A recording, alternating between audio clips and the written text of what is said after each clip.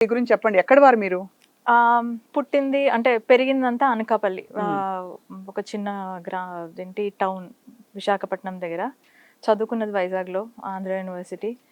So, అంటే కోస్తా జిల్లాలు అవ్వడం వల్ల ప్లస్ ఒరిజినల్‌గా మా ఫ్యామిలీ వచ్చి వెస్ట్ గోదావరి జిల్లా. హ్మ్. సో, 2 రీజియన్స్‌ది ఇన్‌ఫ్లూయెన్స్ ఉంది మా ఇంటి వంటలో. హ్మ్.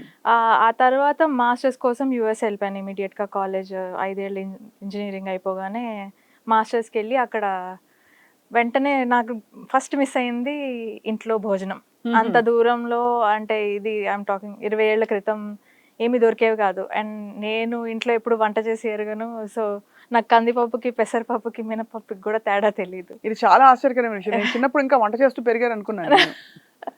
అంటే ఇళ్లలో కొంచెమైనా రానిస్తారు గదా! బట్ మా నానమ్మ గారు చాలా ఏంటంటే అప్పటికే అభ్యుదయ భావాలు ఉన్నవారనమాట. హ్మ్. ఎప్పుడు గూడా మీరెందుకు అమ్మాయిలు చదువుకుంటున్నారు, చదువుకోవాలి. మీకు ఈ పని అంతా అవసరం లేదు.